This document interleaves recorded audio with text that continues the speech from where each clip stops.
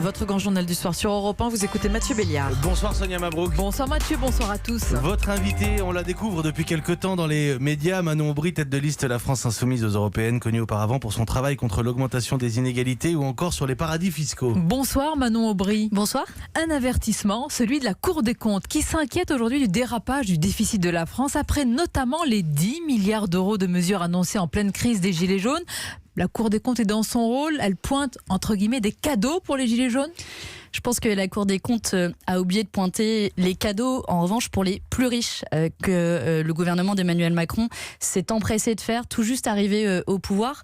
On se souvient tous, et c'est le sens de la mobilisation des Gilets jaunes, du cadeau que représente l'impôt de solidarité sur la fortune, 3 milliards qui sont redonnés à une infime minorité de gens, 3 milliards d'euros par an. On se souvient de la flat tax, c'est la baisse de cet impôt sur le capital, là aussi payé par les plus riches, 2 à 3 milliards d'euros. C'est pas un peu une réponse pavlovienne? Je vous pose une question sur certains points, vous me répondez les plus riches tout de suite. Mais vous voyez, je trouve que c'est un peu à géométrie variable. Je pense que quand il s'agit de faire des cadeaux aux plus riches, on n'entend pas la Cour des comptes, alors que ça a un coût énorme pour la société, donc pour nous tous. Et donc, qu'est-ce qui se passe quand l'impôt des plus riches baisse?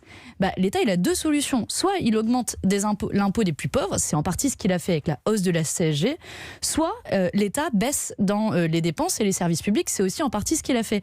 Donc je pense que la Cour des comptes pointe là, en fait, une question de l'équilibre budgétaire, mais sans le pointer via le bon prisme, qui est celui de finalement, c'est un choix de société plus large. Mais la réduction des dépenses publiques, c'est un vrai sujet.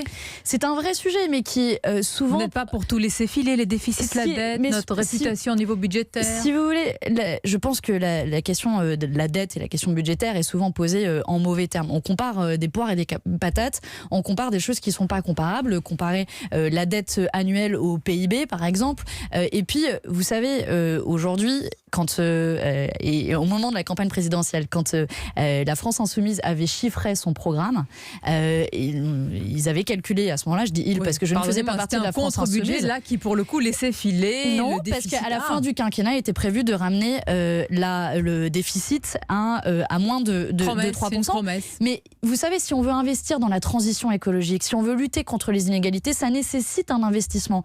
Vous savez, on peut essayer de se serrer la ceinture autant qu'on veut. Si on n'a plus de planète dans 50 ans ou dans 100 ans, on dira attendez, on a respecté les règles du déficit imposées par l'Union européenne. Donc je pense qu'il faut un peu de sagesse et de responsabilité aussi vis-à-vis du monde qui nous entoure et de la planète qui nous entoure. Le président de la République, Manon Aubry, poursuit sa tournée dans le cadre du grand débat national, un débat très critiqué par l'opposition et notamment la France Insoumise. Et pourtant, Emmanuel Macron remonte, semble-t-il, dans les sondages. Ça veut dire, selon vous, qu'une partie des Français estime qu'il ne s'en sort pas si mal dans cette période? Vous savez, les sondages... Non, mais vous le dites pour les autres. Non, mais vous le dites vous-même, c'est extrêmement fluctuant. Mais non, je vais pas prendre la défense de tel sondage ou de tel sondage.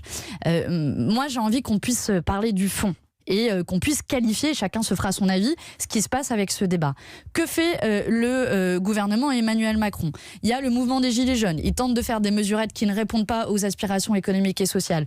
Deuxième étape, ils tentent de faire un débat dont et Chantal Jouanneau, qui était pressentie pour mener ce débat, reconnaît elle-même que c'est une opération de communication politique, puisque les questions qui sont posées sont extrêmement étroites. Pourquoi un procès d'intention? Pourquoi ne pas attendre la fin de ce débat? Ce n'est pas un procès d'intention. Est-ce que vous avez regardé les questions de manière concrète? Il y a 4 volets. Sur ces questions qui sont posées, je prends sur le volet fiscalité, à aucun moment est posée la question de la hausse des impôts les plus riches. À aucun moment est posée la question de la hausse du SMIC. Donc évidemment que nous sommes pour débattre. Nous sommes tout ouverts au débat. Les centaines d'élus, les centaines de citoyens, les centaines de responsables associatifs n'ont pas pu poser cette question? On leur a pas laissé le choix. Je vous invite, on va aller ensemble à la fin de cette émission sur le site du Grand Débat et je vous invite à regarder est-ce que la question de la hausse des impôts des plus riches, on peut répondre à cette question. On aurait bâillonné les élus. Non, mais c'est facile de discuter avec des élus. Je vous fais remarquer au passage qu'ils ne discutent à aucun moment avec des citoyens. Et je fais remarquer aussi au passage que des Gilets jaunes ont créé un site alternatif du débat qui s'appelle levraidébat.fr, d'ailleurs fait par la même entreprise qui fait le débat pour le gouvernement, et là avec des vraies méthodes participatives, et lesquelles méthodes permettent d'ordonner par exemple les réponses et qui permettent juste pour finir là-dessus, parce que c'est un élément important. Oui. Un vrai débat, ça s'organise dans des réelles conditions de participation citoyenne avec des questions ouvertes. Vous pensez et ce n'est pas le que cas. Jean-Luc Mélenchon va dire cela? Emmanuel Macron, il va être reçu dans quelques minutes. On se pose la question parce que la dernière fois à Marseille, sans vouloir faire de mauvais esprit, mais face au président, il n'a pas osé réitérer ses critiques, Jean-Luc Mais Mélenchon. vous savez, ils se sont croisés à Marseille. Nous sommes dans un cadre il était pris de républicain. court. Mais vous auriez crié au scandale si jamais Jean-Luc Mélenchon s'était énervé en disant la France est en colère, il faut que vous écoutiez la France. Par contre, là, pour être clair, Jean-Luc Mélenchon, il va arriver avec un message ferme à Emmanuel Macron pour lui dire la France est en colère, les citoyens et le peuple sont en colère. Il faut apporter des réponses. Et ces réponses, elles sont de l'ordre économique et social, d'une part, sur la hausse du SMIC, sur la justice fiscale, et démocratique d'autre part. Donc si vous êtes prêt à avoir un vrai débat de société, ayons-le autour d'une la France est en colère. Mais par pourquoi exemple. cette France ne voit pas, ou une partie de cette France ne voit pas Jean-Luc Mélenchon comme une réponse ou une solution? Apparemment dans les sondages, et là encore, mais quand même, votre score dans les sondages ne frémit pas. Qu'est-ce qui ne marche pas? Est-ce que c'est votre stratégie vis-à-vis des Gilets jaunes? Est-ce que c'est l'attitude de Jean-Luc Mélenchon? Je pense qu'il y a deux éléments de réponse là-dessus. Le premier, c'est que pour moi, une des difficultés réelles auxquelles on fait face est de vraiment avoir un débat d'idées à un débat de fond. Souvent, l'amalgame est fait à tort et qui me met en colère entre le Rassemblement national et la France insoumise, par exemple.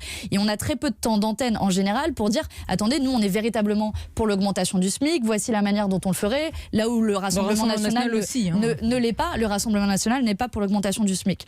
C'est un exemple. Mais pourquoi vous avez besoin de vous démarquer? C'était pas ma question. Non, mais parce que votre question, c'est pourquoi ça ne profite pas dans les sondages à la France insoumise. Je vous dis, une des difficultés, de manière sincère, c'est que quand moi je suis interrogée sur les plateaux, on a du mal à avoir suffisamment de temps d'antenne pour parler des vraies propositions de fond, de celles que l'on porte, qui font pourtant écho aux revendications des Gilets jaunes. C'est ce que vous allez apporter d'ailleurs dans cette campagne des Européennes. Je vais juste rappeler à nos auditeurs, peut-être qui ne vous connaissent pas, que vous venez du monde humanitaire, associatif, vous étiez porte-parole d'Oxfam et... Chez la France Insoumise, il y a plusieurs cadres militants qui disent que vous allez bousculer les choses. Vous allez vraiment bousculer Jean-Luc Mélenchon? Je vais essayer de les bousculer. Tout ce qu'il faut bousculer pour avoir un débat d'idées. Moi, vous savez, j'ai beaucoup hésité avant de m'engager en politique. Je suis une citoyenne comme vous, comme nous tous ici.